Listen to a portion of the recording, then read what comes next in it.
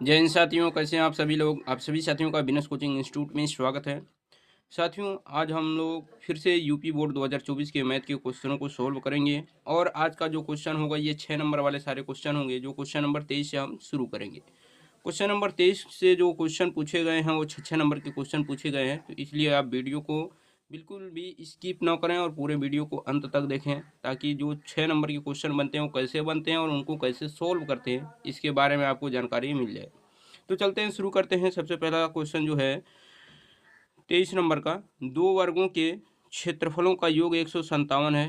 यदि उनके परिमापों का योगफल 68 मीटर हो तो दोनों वर्गों की भुजाएं ज्ञात कीजिए। अब दो वर्ग हैं, तो सबसे पहले हम क्या करेंगे, यहाँ पर क्वेश्चन नंबर 23 का जो है, यहाँ पर हम दो वर्ग बनाएंगे। एक वर्ग जो बनाएंगे इस तरह के, और दूसरा इससे थोड़ा सा बड़ा बना लेते हैं, ठीक है ना। ये हो गया बड़ा वाला वर्ग। अब कह रहा है कि दो वर्गों के क्षेत्रफलों का योगफल 157 है। पहले हम इसको यक्स मान लेते हैं और इसको मान लेते हैं वाई। तो वर्ग की सभी भुजाएं बराबर होती हैं, तो इसका सब हो यक्स होगा, इसका सब वाई होगा। तो दोनों वर्गों के क्षेत्रफलों का योग, तो लिखेंगे माना माना पहले पहले वर्ग की भुजा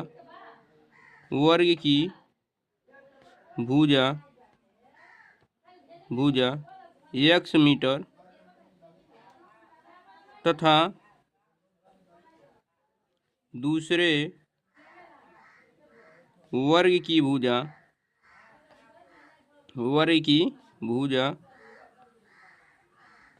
y मीटर है, ठीक है ना। ये हमने माना सबसे पहले कि पहले वर्ग की भुजा x मीटर है, दूसरे वर्ग की भुजा y मीटर है। अब उसके बाद क्या कर रहा है कि दोनों वर्गों के क्षेत्रफलों का योगफल, तो प्रश्नानुसार हम क्या करेंगे, वर्ग का क्षेत्रफल पहले का क्या होगा, एक्स स्क्वायर, भुजा का स्क्वायर होता है ना, और दूसरे का क्या होगा, वाई स्क्वायर। इन दोनों का योगफल जो है 157 है, इतना है 157 है। अब उसके बाद आगे कह रहा है कि यदि इनके परिमापों का योगफल 68 हो, ठीक है ना। पुनः प्रश्नानुसार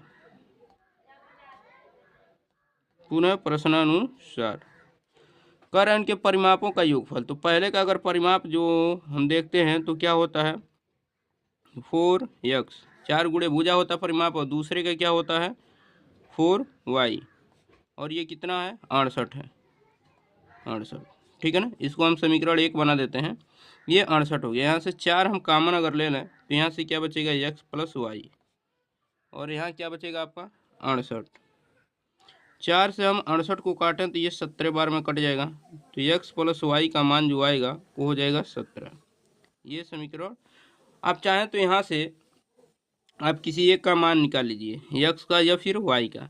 तो हम क्या करते हैं, यहाँ से x का ही मान निकाल लेते हैं, तो 17 माइनस वाई को इधर लाएंगे, 17 माइनस वाई, इसी को समीकरण 2 हम बनाते हैं, ठीक है ना। इसको क्या करेंगे, आप समीकरण 2 बनाएंगे। अब देखिए इसके बाद क्या करेंगे, इसके बाद x का जो मान है 17 माइनस वाई, इसको समीकरण 1 में रख देंगे, ठीक है ना। तो हम क्या करेंगे, यहाँ सॉल्व कर रहे हैं, x का मान 1 में रखने पर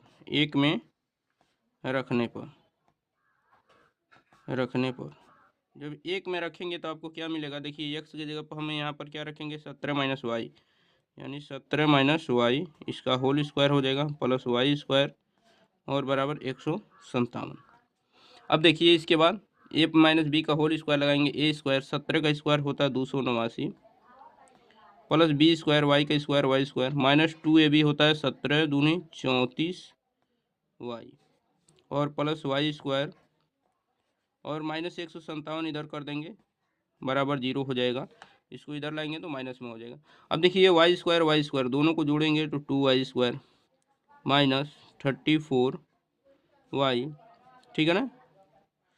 और इधर 9 में से 7 जाएगा 2, प्लस में आएगा, 9 में से 7 जाएगा 2, 8 में से 5 जाएगा 3, और 2 में से 1 जाएगा 1, बराबर 0, ठीक है ना। एक बार फिर देख लीजिए, 9 में से 7 जाएगा 2, 8 में से 5 जाएगा 3 और 2 में से 1 जाएगा 1, 132 हो गया।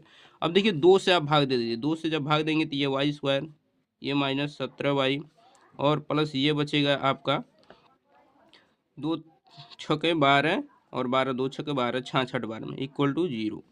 अब इसका गुणनखंड करना है कि जब इसका हम इसमें गुणा करेंगे तो क्या मिलेगा, प्लस 66 वाई स्क्वायर, और बीच वाले को 2 भाग में तोड़ेंगे कि गुणा करने पर 66 और उन्हीं को जोड़ घटा दें तो क्या मिले, माइनस 17y। तो यहाँ पर वाई स्क्वायर हम इसको लिख लेते हैं 6y, ठीक है, और माइनस 11y, 11 और 6 17y हो जाएगा, इन दोनों का गुणा करेंगे प्लस 66 वाई स्क्वायर हो जाएगा, प्लस ये 66 बराबर 0, ठीक है ना। इन दोनों में y कॉमन हो जाएगा तो y माइनस 6 और इन दोनों में माइनस 11 कॉमन हो जाएगा तो क्या मिलेगा यहाँ से, y माइनस 6 इक्वल टू 0, ठीक। अब एक बार y माइनस 6 कॉमन करेंगे तो यहाँ से क्या बचेगा, y माइनस 11 इक्वल टू 0, ठीक है ना। अब यहाँ से एक बार y का मान प्लस 6 आएगा और यहाँ से y का मान प्लस 11 आएगा, ठीक है। अब यहाँ पर y के 2 मान मिल रहे हैं, एक 6 मिल रहा है और एक 11 मिल रहा है, इसमें से दोनों मान मान्य होंगे या कोई एक ही मान मान्य होगा, ये हमें क्लियर करना होगा। तो देखिए यहाँ पर y अगर स्क्वायर है तो y के 2 मान आते हैं तो 2 मान मान्य होंगे, ठीक है। अब बारी बारी जब एक बार y बराबर 6 रखेंगे समीकरण 2 में तो x के एक मान मिलेंगे, फिर y बराबर 7 रखेंगे तो दूसरा मान मिलेंगे, ठीक है ना। तो हम लिखेंगे पुनः y का मान 2 में रखने पर, 2 में रखने पर, ठीक है ना, 2 में रखने पर, जब 2 में रखेंगे तो देखिए y का मान एक बार 6 रखेंगे तो x बराबर क्या होगा, 17 माइनस 6, 17 में से 6 घटाएंगे 11 आएगा, और जब y का मान 11 रखेंगे तो x बराबर क्या आएगा, 17 माइनस 11 बराबर क्या होगा, 6 हो जाएगा, ठीक है ना। तो ये दोनों आपके, अगर y का मान 6 मान रहे हैं तो x का मान 11 आ रहा है, अगर y का मान 11 मान रहे हैं तो x का मान 6 आ रहा है, ठीक है ना। तो यही आपके आंसर हो जाएंगे और ये आपका बहुत ही शानदार क्वेश्चन था जिसको हमने सॉल्व करके आपको दिखाया कि क्वेश्चन कैसे बनते हैं और कैसे सॉल्व करते हैं। उम्मीद है कि ये चीज़ें आपको बहुत अच्छी तरीके से क्लियर हो गई होंगी। ये 6 नंबर का क्वेश्चन था। अब देखिए इसी का अथवा दिया है, जैसे आप 2 वर्गों वाला किए हैं, अगर आप उसको नहीं करना चाहते हैं तो लिखा है अथवा, अथवा में देखिए दूसरा क्वेश्चन लिखा है, यानी 2 वर्ग वाला जो दिया था या तो उसको कीजिए या तो इसको कीजिए, कोई एक ही करना था तो हमने उसको करके दिखा दिया, अब इसको भी करके दिखा दे रहे हैं। लेकिन आप एग्जाम में कोई एक ही क्वेश्चन को सॉल्व कीजिएगा, दोनों क्वेश्चन सॉल्व मत कीजिएगा। हम आपकी सुविधा के लिए दोनों क्वेश्चन सॉल्व करके दिखा रहे हैं। जैसे उसी का अथवा है 23 का, ये अथवा है, यहाँ लिख दे रहे हैं अथवा, ठीक है ना, इस बात का ध्यान रखिएगा। कह रहा है कि एक नाव की गति शांत जल में 18 किमी प्रति घंटा है, वह 24 किमी धारा के विरुद्ध जाने में और 24 किमी धारा की दिशा में आने पर 1 घंटा अधिक समय लेती है। धारा की चाल बताइए। तो हम मान लेते हैं, माना धारा की चाल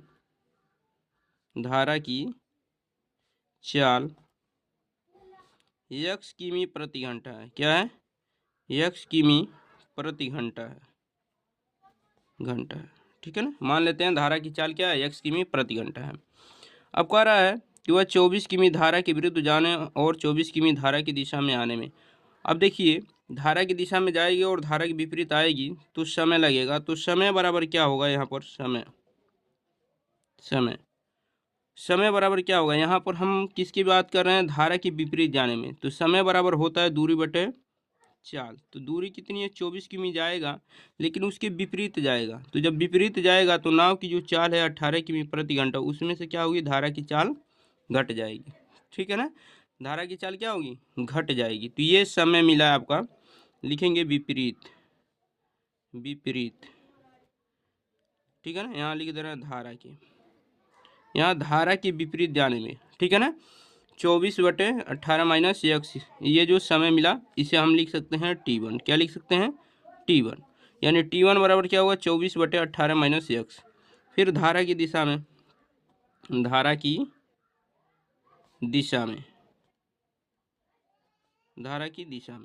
अब ये धारा के विपरीत था, अब धारा की दिशा में, तो फिर समय जो निकलेगा उसे हम t2 लिखेंगे और जाना कितना है 24 किलोमीटर ही। लेकिन अब जब धारा की दिशा में जाएंगे तो उस कंडीशन में क्या होगा, नाव की जो चाल है शांत जल में उसके साथ साथ धारा की भी चाल जुट जाएगी। जैसे आप धारा की दिशा में जब तैरते हैं तो धारा का भी चाल आपकी चाल के साथ जुट जाता है, इस बात का ध्यान रखिएगा। तो यहाँ पर जो समय आएगा T2 ये क्या आएगा 24/18 प्लस x। लेकिन क्वेश्चन में कह रहा है कि वह 24 किमी धारा के विरुद्ध जाने में और 24 किमी धारा की दिशा में आने में 1 घंटा अधिक समय लेती है। यानी ये जो है T1 जो है ये T2 के बराबर कब होगा कि जब आप धारा की विपरीत दिशा में जाते हैं तो 1 घंटा अधिक समय लगता है, और धारा की दिशा में जाते हैं तो 1 घंटा कम लगता है। तो धारा की दिशा में 1 घंटा कम लगता है, इसी में हम क्या करेंगे, एक जोड़ देंगे, यानी T2 में एक जोड़ देंगे।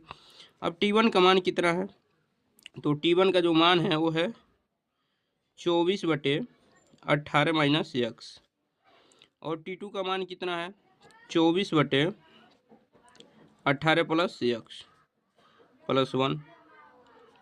अब इसको करेंगे क्या, इसके बाद हम क्या करें, इसके बाद देखिए इसको हम इधर लाएंगे 24/18 माइनस x, ये इधर आएगा तो माइनस 24/18 प्लस x बन जाएगा, और इधर बच जाएगा केवल 1। उसके बाद यहाँ पर इन दोनों का एलसीएम लेंगे, और एलसीएम के साथ साथ हम 24 कॉमन भी लेंगे, तो एलसीएम जो होगा 18 माइनस x, और ये होगा 18 प्लस x, ठीक है ना। एलसीएम हम लेने के बाद 24 इसमें से कॉमन ले लेंगे। अब देखिए 18 माइनस x से जब भाग करेंगे तो 18 माइनस x कटेगा, 18 प्लस x बचेगा, इसका यहाँ पर 1 बचेगा, उसमें गुणा करेंगे तो 18 प्लस x बन जाएगा। यहाँ से 24 कॉमन हो गया तो -1 बचा है।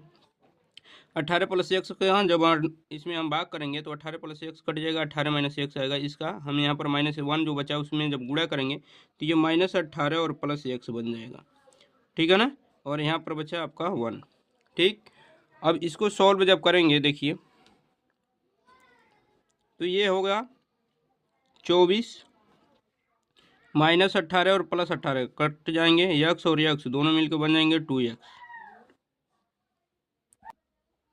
अब इसका हम क्या करेंगे, 18 का 18 में गुणा करेंगे 324 होगा, ठीक। 18 का देखिए a माइनस बी और a प्लस बी है ना, तो a स्क्वायर, 18 का square 324 minus b square, x का स्क्वायर x स्क्वायर हो जाएगा, और इधर बचेगा 1, ठीक है ना। अब इसका हम इधर गुणा कर देंगे, तो जब इधर गुणा करेंगे तो क्या मिलेगा हमें 324 माइनस x स्क्वायर, और इसका क्या मिलेगा 24 दूनी 48 x, ठीक है। अब इन सबको इधर लाएंगे या फिर इन सबको उधर ले जाएंगे, इन्हीं सबको हम उधर ले जा रहे हैं, तो क्या मिलेगा -x square plus x square हो जाएगा, और प्लस 48x, और ये इधर जाएगा तो -324 बराबर 0। अब इसी का क्या करना है, गुणनखंड कर लेना है। तो 324 का हमें क्या करना होगा, गुणनखंड करना होगा। अब देखिए जब इसका हम गुणनखंड करेंगे तो ये हो जाएगा x स्क्वायर, और प्लस देखिए इसका इसमें गुणा करने पर -324 आना चाहिए, और बीच वाले को हमें 2 भाग में तोड़ना है। तो हम क्या करेंगे, यहाँ पर एक तोड़ देंगे -6x, और दूसरा तोड़ देंगे +54x। देखिए 54 में से 6 घटाएंगे तो 48 आएगा, 54 का 6 में गुणा करेंगे -324 हो जाएगा, -324 बराबर 0, ठीक है। अब हम यहाँ पर क्या करेंगे, कॉमन लेंगे। जब कॉमन लेंगे तो ये चीज़ें ध्यान रखिएगा। तो यहाँ पर हम क्या करेंगे, इसमें 6 कॉमन ले लेंगे, सॉरी x, इन दोनों में x कॉमन हो जाएगा, तो यहाँ से क्या बचेगा x माइनस 6, और इन दोनों में 54 कॉमन लेंगे तो क्या मिलेगा, यहाँ से x मिलेगा, और यहाँ से क्या मिलेगा -6 मिलेगा, बराबर 0। अब x माइनस 6 कॉमन हो जाएंगे, तो यहाँ से क्या बचेगा x, और यहाँ से बचेगा 54 बराबर 0। एक बार x माइनस 6 बराबर 0 दिखाएंगे तो x का मान क्या होगा, +6 हो जाएगा, और एक बार x प्लस 54 बराबर 0 दिखाएंगे तो x का मान क्या आएगा, -54।